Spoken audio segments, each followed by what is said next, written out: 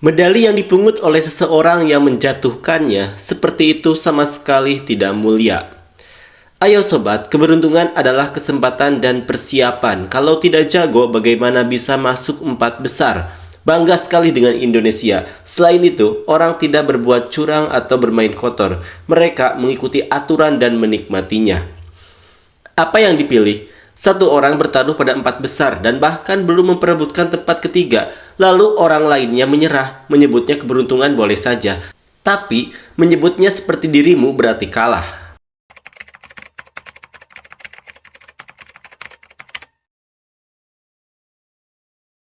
Tim Indonesia akhirnya bisa mendapatkan medali setelah Mariska Tunjung sukses mempersembahkan medali perunggu dari cabang bulu tangkis. Rupanya, kesuksesan Mariska Tunjung tersebut menjadi pusat perhatian dari orang-orang Vietnam juga. Seperti inilah komentar orang Vietnam usai Indonesia mendapatkan medali di Olimpiade Paris. Supporter Vietnam jangan iri sama Indonesia jika seperti itu pengecut. Kalau berusaha keras, mereka layak mendapatkannya. Kalau bagus, bisa masuk semifinal. Vietnam sangat pengecut jika Vietnam seperti itu. Situasinya akan berbeda. Orang yang berbeda merasa iri sangat pengecut. Jika Indonesia tidak menang melawan Vietnam dan tidak meraih banyak kesuksesan, maka Vietnam tidak akan sama lagi. Tapi fakta bahwa Indonesia langsung menyingkirkan Vietnam dari banyak pertandingan membuat saya iri pada mereka. Vietnam selalu tidak ingin ada orang yang lebih baik dari dirinya sendiri. Jika Anda berhasil, maka Anda tidak akan tertandingi. Mereka sering mencibir dan mencari alasan untuk meremehkan dan tidak mengakui kesuksesan itu. Selamat, tapi jangan lupa tekankan konsep tidak perlu berkompetisi seperti duduk-duduk dan meraih medali perunggu. Menerima medali tapi lawan terluka dan menyerah sama sekali tidak mulia. Jelas sekali, mencapai babak semifinal memang mumpuni. Namun, jika ditambah sedikit keberuntungan lebih baik lagi. Di Vietnam, kami juga mempunyai pepatah yang mengatakan bahwa jika Anda baik dan beruntung, Anda pasti akan berhasil. Kita harus memberi selamat padanya atas medalinya. Kurangi rasa cemburu dan benci kepada negara orang lain. Mereka bekerja keras untuk mencapai semifinal. Fakta bahwa lawannya cedera bisa dianggap beruntung berkat usahanya. Tepat. Sebenarnya, mereka harus memiliki kemampuan nyata untuk datang ke sini ditambah keberuntungan yang dapat dilihat semua orang. Namanya langit dan bumi, kondisinya menguntungkan bagi manusia. Diam, kalau kamu dari Vietnam, katamu begitu. Kalau mereka tidak berusaha keras, mereka akan bisa masuk ke babak selanjutnya untuk memperebutkan medali. Kita tidak boleh iri dengan negara orang lain.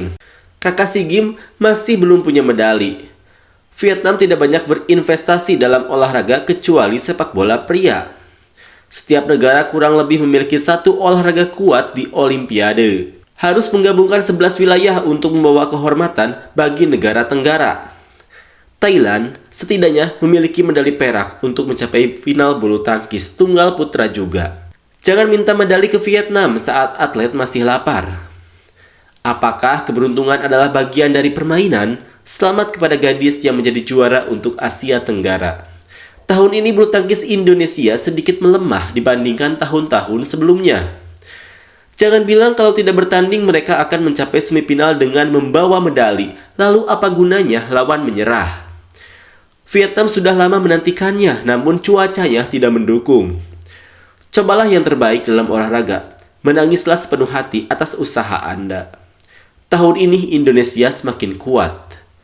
Mereka bahkan mencapai semifinal, tapi saya tersingkir di babak parkir. Di mana olahraga Vietnam di Olimpiade Paris 2024. Medali yang dipungut oleh seseorang yang menjatuhkannya seperti itu sama sekali tidak mulia. Tapi setidaknya masih ada peluang untuk meraihnya. Kalaupun ingin lolos ke babak semifinal, itu yang saya harapkan. Apakah Anda harus bekerja keras untuk mencapai semifinal? Di semifinal kita berada di posisi 4 besar. Jika ada satu orang yang tersingkir, mereka akan mendapat medali perunggu. Sebanyak 39 atlet. Thuy Linh juga bermain di Vietnam dan tersingkir dari babak penyisihan grup. Ayo sobat, keberuntungan adalah kesempatan dan persiapan. Kalau tidak jago, bagaimana bisa masuk 4 besar? Bangga sekali dengan Indonesia. Selain itu, orang tidak berbuat curang atau bermain kotor. Mereka mengikuti aturan dan menikmatinya. Apa yang dipilih? Satu orang bertaruh pada 4 besar dan bahkan belum memperebutkan tempat ketiga, lalu orang lainnya menyerah. Menyebutnya keberuntungan boleh saja, tapi menyebutnya seperti dirimu berarti kalah.